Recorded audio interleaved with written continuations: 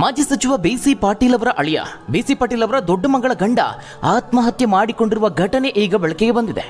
ಇದ್ದಕ್ಕಿದ್ದಂತೆ ಒಂದು ರೀತಿ ನಿಗೂಢವಾಗಿ ಆತ್ಮಹತ್ಯೆ ಮಾಡಿಕೊಂಡಿದ್ದಾರೆ. ಅದರಲ್ಲೂ ರಸ್ತೆ ಬದಿಯಲ್ಲಿ ಕಾರನ್ನ ನಿಲ್ಲಿಸಿ ಆತ್ಮಹತ್ಯೆ ಮಾಡಿಕೊಂಡಿರುವಂಥದ್ದು. ಮದುವೆಯಾಗಿ ಸುಮಾರು 15 ವರ್ಷಗಳು ಕಳೆದಿತ್ತು. ಬಿಸಿ ಪಾಟೀಲ್ ಅವರ ದೊಡ್ಡ ಮಗಳು ಸೌಮ್ಯಾಳನ್ನ ಪ್ರತಾಪ್ ಕುಮಾರ್ ಅವರು ಮದುವೆ ಆಗಿದ್ರು. ಆದರೆ ಇದೀಗ ಏಕಾಏಕಿ ವಿಷ ಸೇವಿಸಿ ಆತ್ಮಹತ್ಯೆಗೆ ಶರಣಾಗಿದ್ದಾರೆ. ಇವರು ಮೂಲತಃ ದಾವಣಗೆರೆ ಜಿಲ್ಲೆಯ ಕತ್ತಲಗೆರೆ ಗ್ರಾಮದವರು. ಈಗ ಸದ್ಯ ಅವರಿಗೆ 41 ವರ್ಷ ವಯಸ್ಸು. ಇದೇ ದಾವಣಗೆರೆ ಜಿಲ್ಲೆಯ ಹೊನ್ನಾಳಿ ಅರಣ್ಯ ಪ್ರದೇಶದಲ್ಲಿ ರಸ್ತೆ ಬದಿ ಕಾರನ್ನು ನಿಲ್ಲಿಸಿ ವಿಷ ಸೇವಿಸಿದ್ದಾರೆ. ಹೊನ್ನಾಳಿ ತಾಲೂಕಿನ ಅರಕೆರೆ ಸಮೀಪದ ಫಾರೆಸ್ಟ್ ಸಮೀಪದಲ್ಲಿ ಕಾರಿನಲ್ಲಿ ವಿಷ ಸೇವನೆ ಮಾಡಿದ್ದಾರೆ. ಆದರೆ ಶಾಕಿಂಗ್ ಸಂಗತಿ ಏನಪ್ಪಾ ಅಂತ ಹೇಳಿದ್ರೆ, ಅವರು ವಿಷ ಸೇವನೆ ಮಾಡೋದಕ್ಕೂ ಮುಂಚೆ ಮನೆಯವರಿಗೆ ವಿಚಾರವನ್ನು ತಿಳಿಸಿದ್ದಾರೆ. ತಾನು ವಿಷ ಸೇವಿಸುವುದಾಗಿ ಮನೆಯವರಿಗೆ ಫೋನ್ ಮಾಡಿದ್ದಾರೆ. ಫೋನ್ ಮಾಡಿ ವಿಚಾರವನ್ನು ತಿಳಿಸಿದ್ದಾರೆ. 3:30 ಸುಮಾರಿಗೆ ಕಾರಿನಲ್ಲಿ ವಿಷ ಸೇವನೆ ಮಾಡಿದ್ರು. ಅವರು ತಮ್ಮ ಹುಂಡೈ ವೆನ್ಯೂ ಕಾರಿನಲ್ಲಿ ಅಲ್ಲಿಗೆ ಆಗಮಿಸಿರ್ತಾರೆ. ಆ ಫಾರೆಸ್ಟ್ ಸಮೀಪ ಬರ್ತಿದ್ದ ಹಾಗೆ ರಸ್ತೆ ಬದಿಯಲ್ಲಿ ಕಾರನ್ನು ನಿಲ್ಲಿಸಿಕೊಂಡಿದ್ದಾರೆ. ಇನ್ನು ವಿಷದ ಪ್ಯಾಕೆಟ್ ಸಹ ಕಾರಿನಲ್ಲಿ ಪತ್ತೆಯಾಗಿದೆ. ಈ ಒಂದು ವಿಷಯ ತಿಳಿದ ತಕ್ಷಣವೇ ಪೊಲೀಸರು ಹೊನ್ನಾಳಿ ಆಸ್ಪತ್ರೆಗೆ ಆತನನ್ನು ದಾಖಲು ಮಾಡಿದ್ರು. ನಂತರ ಹೆಚ್ಚಿನ ಚಿಕಿತ್ಸೆಗೆ ಶಿವಮೊಗ್ಗದ ಮೆಗಾನ್ ಆಸ್ಪತ್ರೆಯಲ್ಲಿ ದಾಖಲಿಸಲಾಯಿತು. ಆದರೆ ಅಷ್ಟರಲ್ಲಾಗಲೇ ಅವರ ಸ್ಥಿತಿ ಗಂಭೀರವಾಗಿ ಮೃತಪಟ್ಟಿದ್ದಾರೆ. ಆದರೆ ಯಾವ ಕಾರಣಕ್ಕಾಗಿ ಈ ರೀತಿಯಾದಂತಹ ದುಡುಕಿನ ನಿರ್ಧಾರವನ್ನು ತೆಗೆದುಕೊಂಡ್ರು ಅಂತ ಇನ್ನೂ ಕಾರಣ ಪತ್ತೆಯಾಗಿಲ್ಲ. ಮದುವೆಯಾದ ನಂತರದಲ್ಲಿ ಪ್ರತಾಪ್ ಕುಮಾರ್ ಅವರು ಹಿರೇಕೆರೂರಿಗೆ ಆಗಮಿಸಿ ಬಿಸಿ ಪಾಟೀಲ್ ಅವರ ಮನೆಯಲ್ಲಿಯೇ ನೆಲೆಸಿದ್ರು ಎನ್ನಲಾಗಿದೆ. ಅಲ್ಲದೆ ಅವರ ರಾಜಕೀಯ ವ್ಯವಹಾರಗಳೆಲ್ಲವನ್ನ ಇವರೇ ನೋಡಿಕೊಳ್ತಾ ಇದ್ರು, ಅಳಿಯನೇ ನೋಡಿಕೊಳ್ತಾ ಇದ್ರು ಅನ್ನೋ ಮಾಹಿತಿ ಇದೆ. ಮಾಹಿತಿಯ ಪ್ರಕಾರವಾಗಿ ಹಿರೇಕೆರೂರಿನಿಂದ ಶಿವಮೊಗ್ಗಕ್ಕೆ ತೆರಳ್ತಾ ಇದ್ರು ಎನ್ನಲಾಗಿದೆ. ದಾರಿ ಮಧ್ಯದಲ್ಲಿ ಹೊನ್ನಾಳಿ ಸಮೀಪ ಅರಕೆರೆ ಅರಣ್ಯ ಪ್ರದೇಶ ಸಮೀಪದಲ್ಲಿ ಈ ರೀತಿಯಾದಂತಹ ಘಟನೆ ನಡೆದಿರುವಂಥದ್ದು. ಆದರೆ ಈ ಒಂದು ಆತ್ಮಹತ್ಯೆಗೂ ಮುನ್ನ ಸುಮಾರು 3:30ಕ್ಕೆ ಮನೆಗೆ ಫೋನ್ ಕಾಲ್ ಮಾಡಿದ್ದಾರೆ.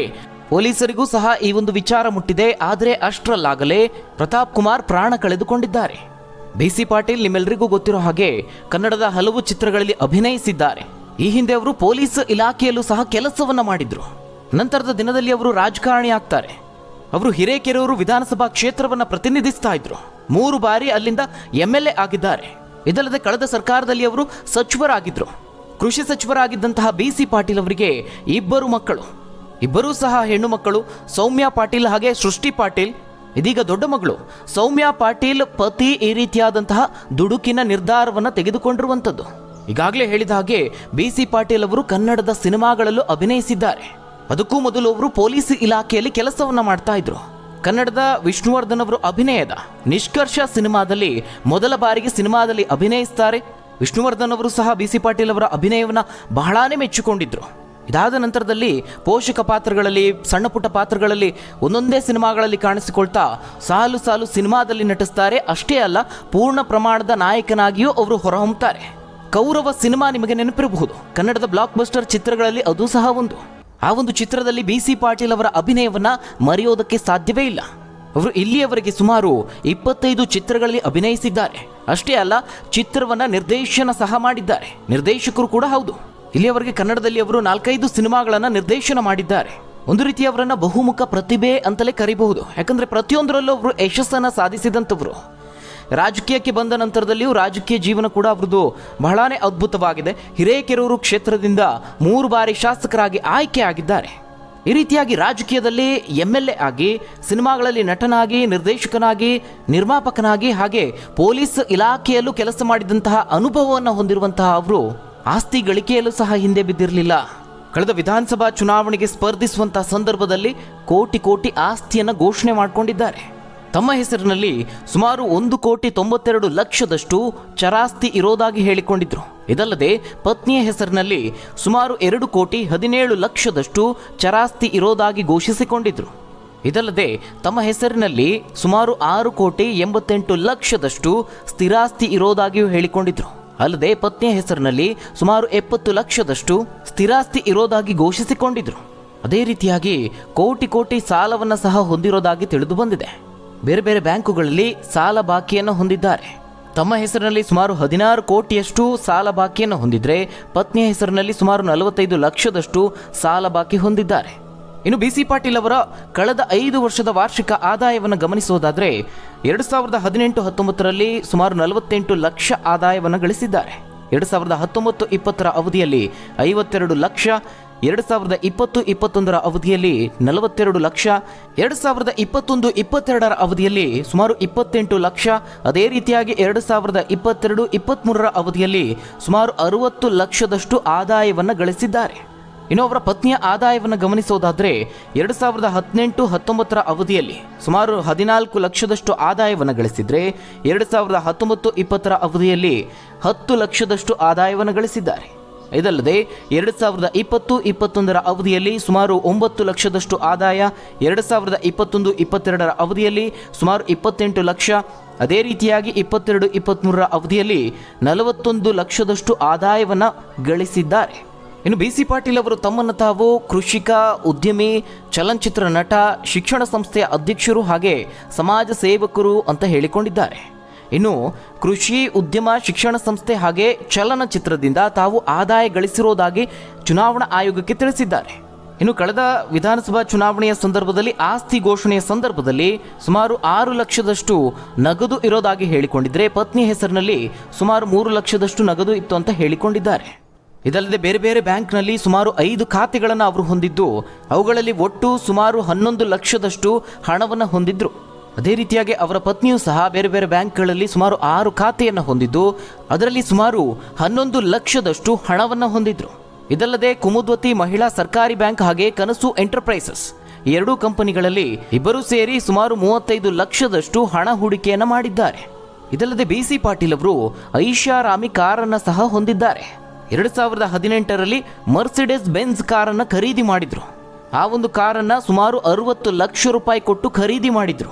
ಇದಲ್ಲದೆ ಚುನಾವಣಾ ಆಯೋಗಕ್ಕೆ ಸಲ್ಲಿಸಿರುವಂತಹ ಮಾಹಿತಿಯಲ್ಲಿ ತಮ್ಮ ಬಳಿ ಸುಮಾರು 350 ಗ್ರಾಂ ಚಿನ್ನ ಹಾಗೆ ಪತ್ನಿ ಹೆಸರಿನಲ್ಲಿ 550 ಗ್ರಾಂನಷ್ಟು ಚಿನ್ನ ಹಾಗೆ 2 kg 200 ಗ್ರಾಂನಷ್ಟು ಬೆಳ್ಳಿ ಇರೋದಾಗಿ ತಿಳಿಸಿದ್ದಾರೆ. ಇನ್ನು BC ಪಾಟೀಲ್ ಅವರು ಎಕರೆಗಟ್ಟಲೆ ಕೃಷಿ ಭೂಮಿಯ ಒಡೆಯರಾಗಿದ್ದಾರೆ. ಸೊರಬ, ಹಿರೇಕೆರೂರು, ದಾವಣಗೆರೆ, ಬೆಂಗಳೂರು ಈ ರೀತಿಯಾಗಿ ಕರ್ನಾಟಕದ ಬೇರೆ ಬೇರೆ ಭಾಗದಲ್ಲಿ ಬರೋಬ್ಬರಿ 24 ಎಕರೆ 31 ಗುಂಟೆಯಷ್ಟು ಕೃಷಿ ಭೂಮಿಯನ್ನು ಹೊಂದಿದ್ದಾರೆ. ಇದಲ್ಲದೆ ಪತ್ನಿ ಹೆಸರಿನಲ್ಲೂ ಹಿರೇಕೆರೂರು ತಾಲೂಕಿನಲ್ಲಿ ಹಾಗೆ ಬೆಂಗಳೂರು ಗ್ರಾಮಾಂತರದ ನೆಲಮಂಗಲ ತಾಲೂಕಿನಲ್ಲಿ ಒಟ್ಟು ಸೇರಿ 9 ಎಕರೆ 31 ಗುಂಟೆಯಷ್ಟು ಕೃಷಿ ಭೂಮಿಯನ್ನು ಹೊಂದಿದ್ದಾರೆ. ಅಲ್ಲಿಗೆ ಪತಿ ಪತ್ನಿ ಇಬ್ಬರು ಸೇರಿ ಒಟ್ಟು 33 ಎಕರೆಯಷ್ಟು ಕೃಷಿ ಭೂಮಿಯನ್ನು ಹೊಂದಿದಂತಾಯಿತು.